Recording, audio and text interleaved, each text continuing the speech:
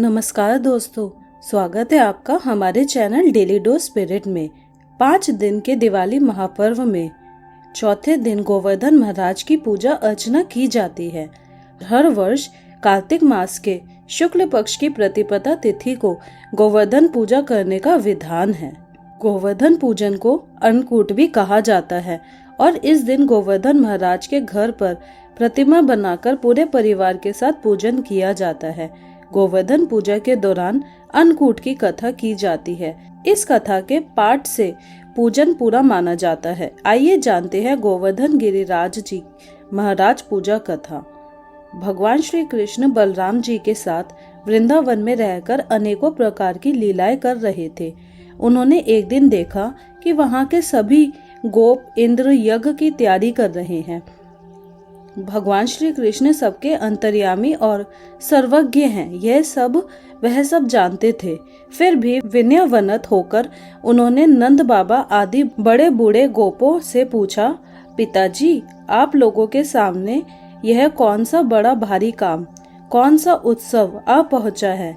इसका फल क्या है? पिताजी, आप मुझे यह अवश्य बतलाइए। नंद बाबा ने कहा, बेटा, भगवान इंद्र वर्षा करने वाले मेघों के स्वामी हैं।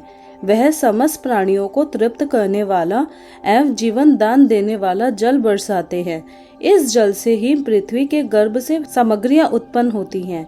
गायों को हरा भरा चारा मिलता है तथा जीविकोपार्जन की समस्या का समाधान होता है। मनुष्य को खेती आदि प्रयत्नों के फल देने वाले इंद्र ही हैं। विभिन्न प्रकार की सामग्रियों से इनका यज्ञ कर हम इंद्र देवता को प्रसन्न करते हैं। ब्रह्मा, शंकर आदि पर भी शासन करने वाले केशव भगवान ने नंद बाबा और दूसरे ब्रजवासियों की बात सुनकर इंद्र को क्रोध दिलाने के लिए अपने पिता नंद बाबा से कहा, कार्य ही पूजा है। मनुष्य को चाहिए कि पूर्व संस्कारों के अनुसार अपने वर्ण तथा आश्रम के अनुकूल धर्मों का पालन करते हुए कर्म का ही आदर करे। जिसके द्वारा मनुष्य की जीविका सुगमता से चलती है, वही इसका इष्ट देव होता है। इसलिए पिताजी, हमें गौओं, ब्राह्मणों और गिरिराज का पूजन करना चाहिए। इंद्र यज्ञ के लिए जो सामग्रियां इकट्ठी हो गई हैं, उन्हीं से इस यज्ञ का अनुष्ठान होने दो। अनेक प्रकार के पकवान, खीर, हलवा, पुआ, पूरी, जलेबी, कलाकंद, बालूशाही, भुजिया, समोसा आदि से लेकर मूंग दाल तक बनाई जाए। ब्रज का सारा दूध एकत्र कर लिया जाए। वेद पाठी ब्राह्मणों के द्वारा भली भांति हवन करवाया जाए तथा उन्हें अनेक प्रकार के अन्न, गोय तथा दक्षिणाएं दी जाए। गायों को चारा दिया जाए और फिर गिरिराज को भोग लगाया जाए। इसके बाद खूब प्रसाद खा पीकर सुंदर सुंदर वस्त्र पहनकर गहनों से सज सजा लिया जाए और चंदन लगाकर गौ, ब्राह्मण, अग्नि तथा गिरिराज गोवर्धन की प्रदक्षिणा की जाए। पिताजी, मेरी तो ऐसी ही स्मृति है। ऐसा यज्ञ गौ, ब्राह्मण और गिरिराज को तो प्रिय होगा ही, मुझे भी बहुत प्रिय है। नंद बाबा और ब्रजवासियों ने कहा कि बेटा, हमें इसमें कोई आपत्ति नहीं है, लेकिन इंद्र महाराज नाराज हो गए तो फिर इंद्र के कोप से तुम्हें हमारी रक्षा करनी होगी। जो कुछ भी हम लोग लगा देंगे वह सब कुछ खाना होगा। हमारी संपूर्ण अभिलाषाओं को जिस प्रकार इंद्र पूर्ण करते हैं, उसी प्रकार पूरा करना होगा। भगवान श्री कृष्ण ने नंद बाबा आदि की सभी बातों को मान लिया, क्योंकि कालात्मा भगवान की इच्छा थी कि इंद्र का घमंड चूर चूर कर दें। भगवान श्री कृष्ण ने जिस प्रकार यज्ञ करने को कहा था, वैसे ही यज्ञ उन्होंने प्रारंभ कर दिया। पहले ब्राह्मणों से स्वस्ति वाचन कराकर उसी सामग्री से गिरिराज और ब्राह्मणों को सादर भेंट दी तथा गौओं को हरी हरी घास खिलाई। इसके बाद नंद बाबा आदि गोपों ने गौओं को आगे करके गिरिराज की प्रदक्षिणा की। ब्राह्मणों का आशीर्वाद प्राप्त करके वह और गोपियां भली भांति श्रृंगार करके और बैलों से जुती गाड़ियों पर सवार होकर भगवान श्री कृष्ण की लीलाओं का गान करती हुई गिरिराज की परिक्रमा करने लगी। भगवान श्री कृष्ण गोपों को विश्वास दिलाने के लिए गिरिराज के ऊपर एक दूसरा विशाल शरीर धारण करके प्रकट हो गए तथा मैं गिरिराज हूँ, इस प्रकार करते हुए सारी सामग्री आरोगने लगे। इस रूप से पूजत है। एक रूप से रहे पुजाए, सहस भुजा फैलाए के मांग मांग के खाए।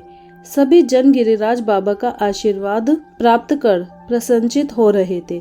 उसी समय देव ऋषि नारद इंद्र महोत्सव देखने की इच्छा से ब्रज में आ गए। पूछने पर ब्रजवासियों ने बताया कि श्री कृष्ण की आज्ञा से इस वर्ष इंद्र महोत्सव समाप्त कर दिया गया है। उसके स्थान पर गोवर्धन पूजा की जा रही है। यह सुनते ही नारद उल्टे पांव इंद्रलोक गए तथा खिन्न मुख मुद्रा में बोले, हे राजन, तुम महलों में खुद नींद की खुमारी ले रहे हो, उधर ब्रज मंडल में तुम्हारी पूजा समाप्त करके गोवर्धन पर्वत की पूजा हो रही है। इसमें इंद्र ने अपनी मान हानि समझकर मेघों को आज्ञा दी कि वह ब्रज में जाकर प्रलयकारी मूसलाधार वर्षा से पूरा गांव तहस नहस कर दे। पर्वत आकर प्रलयकारी बादल ब्रज की ओर उमड़ पड़े। भयानक वर्षा देखकर ब्रज मंडल घबरा गया। सभी ब्रजवासी श्री कृष्ण की शरण में जाकर बोले, भगवान, इंद्र हमारी नगरी को डुबाना चाहता है, अब क्या किया जाए। श्री कृष्ण ने सांत्वना देते हुए कहा कि तुम लोग गौओं सहित गोवर्धन की शरण में चलो, वही तुम्हारी रक्षा करेंगे। इस तरह से समस्त ग्वाल बाल गोवर्धन की तराई में पहुंच गए। श्री कृष्ण ने गोवर्धन को कनिष्ठा उंगली पर उठा लिया और 7 दिन तक गोप गोपिकाओं ने उसी की छाया में सुखपूर्वक निवास किया। भगवान की कृपा से उनको एक छींटा भी न लगा। इससे इंद्र को महान आश्चर्य हुआ। तब भगवान की महिमा को समझकर तथा अपना गर्व नष्ट जानकर वह स्वयं ब्रज गया और भगवान श्री कृष्ण के चरण में गिरकर अपनी मूर्खता पर महान पश्चाताप किया। 7वें दिन भगवान ने गोवर्धन को नीचे रख दिया और इसी भांति प्रतिवर्ष गोवर्धन पूजा करके अन्नकूट उत्सव मनाने की आज्ञा दी। तभी से यह उत्सव अन्नकूट के नाम से जाना जाने लगा। तो दोस्तों, यह थी गोवर्धन पूजा का महत्व। अगर आपको हमारा वीडियो अच्छा लगा हो तो वीडियो को लाइक करके चैनल को सब्सक्राइब करना ना भूलें। धन्यवाद।